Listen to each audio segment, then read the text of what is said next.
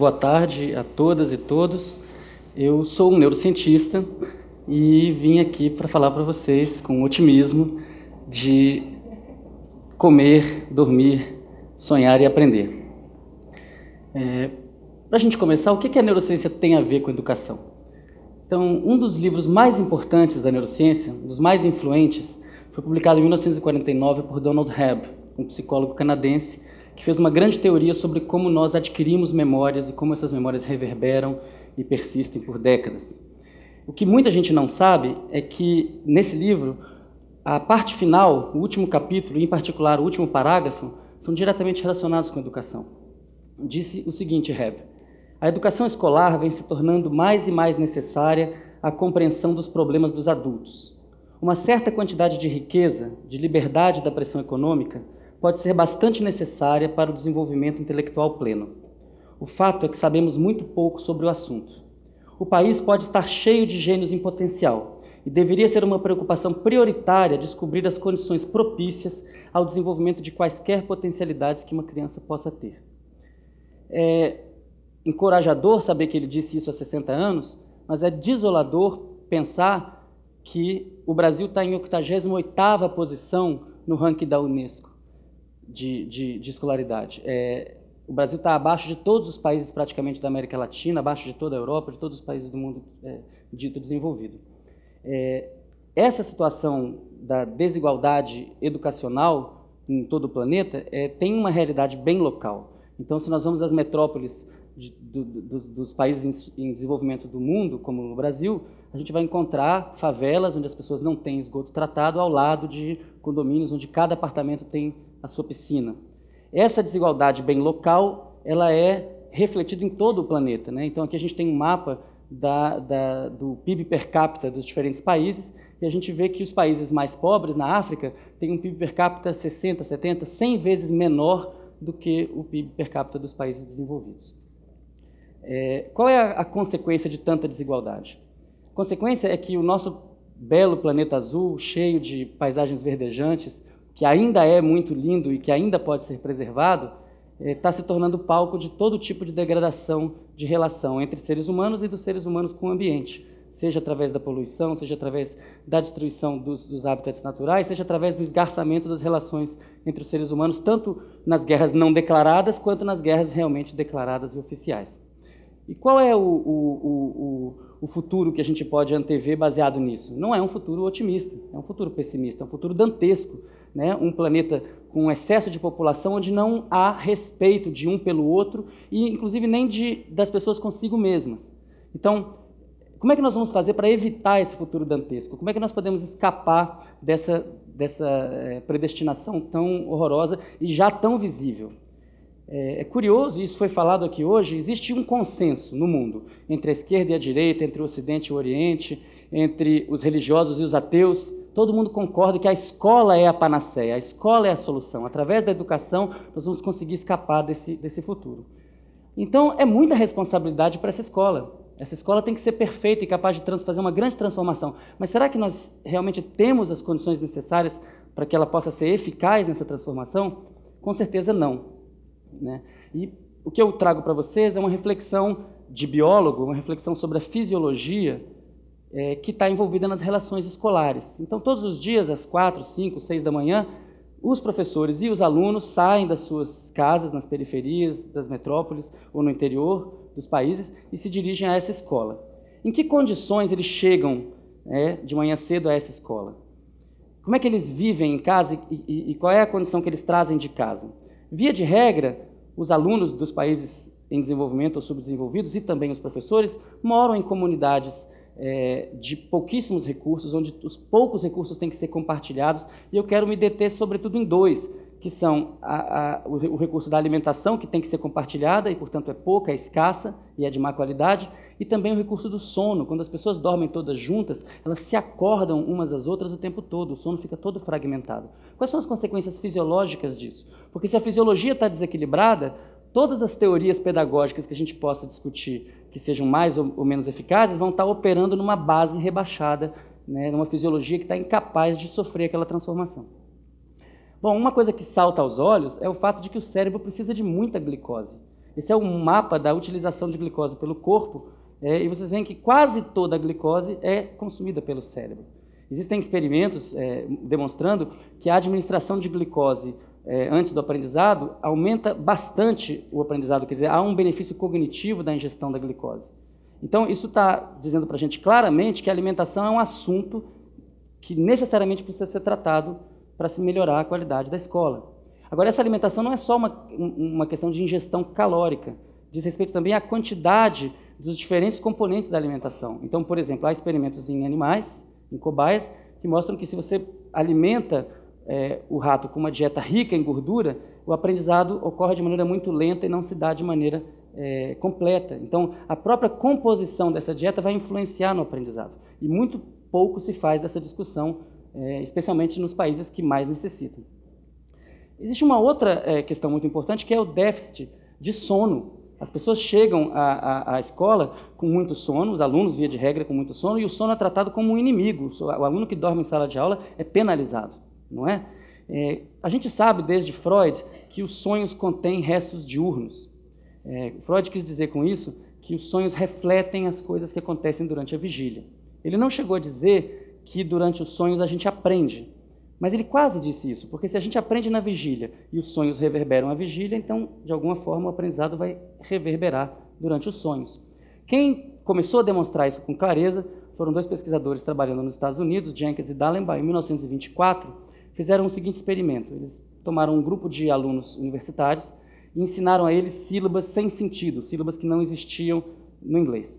E então eles fizeram um teste da retenção dessas sílabas ao longo do tempo para saber como era a curva de decaimento dessa memória. Mas esses alunos passaram por duas situações distintas. Numa das vezes eles aprenderam as sílabas e foram dormir, e depois foram testados. E no outro caso eles aprenderam as sílabas e foram para assistir uma aula de algum outro assunto. E o que se verificou é que aqueles que puderam ter acesso ao sono após o aprendizado retiveram muito mais sílabas, quer dizer, tiveram um aprendizado mais duradouro, mais consolidado. Isso não é, claro, uma consequência do fato deles terem ido à aula, quer dizer, a aula não foi em si deletéria para o aprendizado. O que ela fez foi interferir com um conteúdo que tinha sido previamente adquirido e que era aquilo que era objeto do teste. Depois desse estudo, muitos outros se seguiram, especialmente nas últimas 2 décadas, demonstrando, tanto em modelos animais quanto em seres humanos, que o sono é muito importante para o aprendizado de várias maneiras diferentes. Então, a grande questão para mim, como biólogo, nos últimos 15 anos da minha pesquisa, é tentar entender quais são os mecanismos responsáveis pelo papel cognitivo do sono. Eu trouxe para vocês um exemplo que vem do meu doutorado e foi um trabalho feito com outros colaboradores, e é um trabalho feito com ratos. Eu estudei 2 grupos principais de ratos. Ratos que nunca saíam da sua jaula, que ficavam num ambiente monótono, que a eles não foi oferecido nada novo para aprender, e outros ratos que passaram por uma espécie de parque de diversões de ratos, com muitas coisas novas e interessantes, novos tipos de comida e um novo espaço para eles poderem explorar. Depois eu trouxe esses animais de volta para o ambiente experimental, esperei um determinado tempo e fui investigar a expressão de um gene relacionado com a consolidação da memória. É um gene que, quando ele é expresso, ele permite que uma memória passe de curto prazo para muito longo prazo. Tá? Então, se ele está sendo expresso, isso é uma indicação de que há uma consolidação de memória em curso. E quando a gente olhou os animais que estavam naquele ambiente sem nada novo para aprender, a gente verificou que a expressão do gene era bastante alta em diversas partes do cérebro, principalmente no córtex cerebral e no hipocampo, nesse período de vigília, quando o animal estava desperto. Mas quando ele ia dormir, seja na fase inicial do sono, que é o sono sem sonhos, ou a fase mais tardia do sono, que é um sono com sonhos nos seres humanos, a expressão desse gene era baixa, ou seja, não havia uma evidência de um aprendizado durante o sono nesses animais. Entretanto, quando nós olhamos animais que haviam passado por uma experiência enriquecida, nós verificamos que a expressão do gene, que era alta na vigília e que foi reduzida no sono sem sonhos, ela foi reinduzida, ela foi reativada no sono com sonhos. Talvez o Freud olhasse para isso e falasse, olha, é um resto diurno molecular. O que é importante é que esse tipo de achado, e muitos outros, tem centenas, talvez milhares de pessoas trabalhando especificamente nesse assunto no mundo, esse tipo de achado demonstra que durante o sono estão ocorrendo processos muito importantes para a perenização da memória, e nós sabemos hoje, inclusive, para que a memória possa ser mudada de lugar dentro do cérebro, para que ela saia, por exemplo, do hipocampo e possa ocupar circuitos corticais. Então, o que a gente pode depreender desse tipo de achado experimental é que nós não estamos sabendo utilizar nem a alimentação nem o sono como ferramentas que podem auxiliar o aprendizado, né? O que nós deveríamos esperar, se esses achados fossem levados a sério, é que uma criança, quando ela tivesse um ganho cognitivo grande, ela fosse convidada a fazer uma soneca para poder fazer o armazenamento dessa informação sem a interferência sensorial, né? Na verdade, é o contrário que a gente observa na maior parte das escolas. As crianças têm aulas de manhã, depois elas passam a tarde inteira fazendo outras coisas, a noite inteira fazendo outras coisas, e só então elas vão dormir. Elas vão consolidar muito mais as coisas que aconteceram mais recentemente do que aquela aula que aconteceu de manhã. Existe um terceiro fator que diz respeito a aspectos fisiológicos e que eu queria trazer para vocês para encerrar.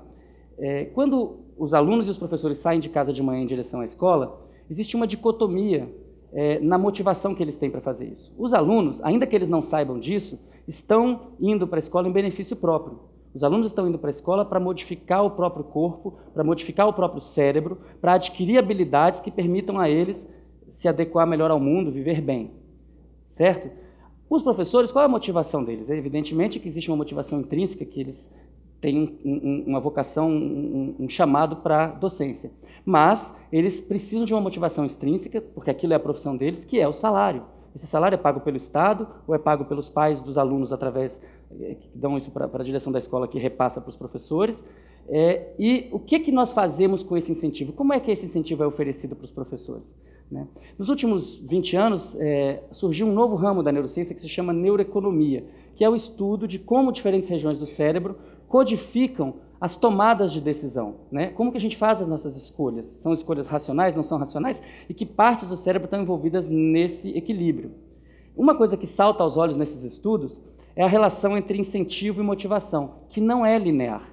Então, quando o incentivo é muito pequeno ou quando ele é muito grande, não há mais uma relação com a motivação. Então, por exemplo, se eu escolho alguém aqui da audiência e peço para fazer uma determinada tarefa e ofereço 1 centavo como recompensa, essa pessoa não vai ter motivação para fazer. Se eu dobrar a recompensa, também não vai ter motivação. 1, 2, 3, 4, 10 centavos é tudo irrisório. Então, a gente está nesse início da curva de incentivo em que as modificações do incentivo não terão a motivação.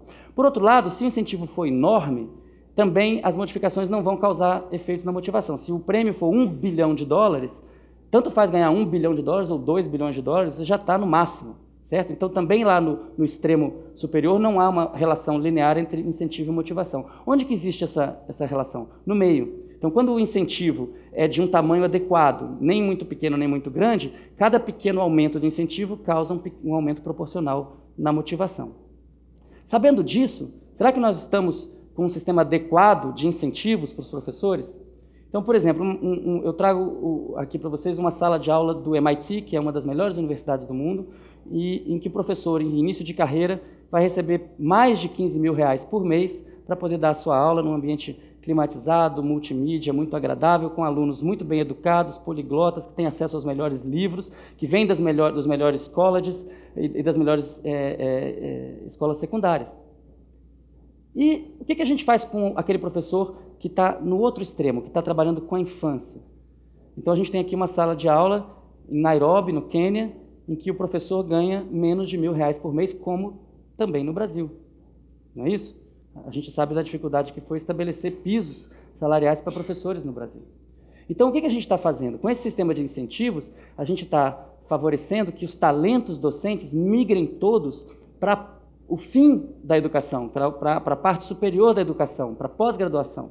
E aqueles talentos que poderiam estar se direcionando para o ensino da base, para a entrada do sistema, a gente, na verdade, está expulsando esses talentos, porque não há um incentivo para a pessoa sobreviver com um salário desses. Agora, isso não só é ineficaz, mas é profundamente injusto. É muito mais fácil dar aula na pós-graduação do que dar aula para um monte de crianças em idade de alfabetização. É óbvio que é mais fácil. Então, por que razão nós temos essa discrepância e aonde nós vamos chegar com essa discrepância? Então, para terminar, eu queria dizer que na escola dos meus sonhos, professores e alunos têm acesso todos os dias a uma alimentação saudável, têm acesso sempre que necessário a uma soneca reparadora E existe um plano único de cargos e salários para todos os professores, equiparado ao patamar universitário, a fim de incentivar de modo eficaz o talento docente em todos os níveis. Se nós fizermos isso no Brasil e em todo o planeta, nós podemos, no futuro, almejar que os talentos, os grandes talentos docentes, as pessoas que têm a vocação, que têm o chamado para ser professor, possam se dedicar integralmente à infância com a maior qualidade possível. Obrigado.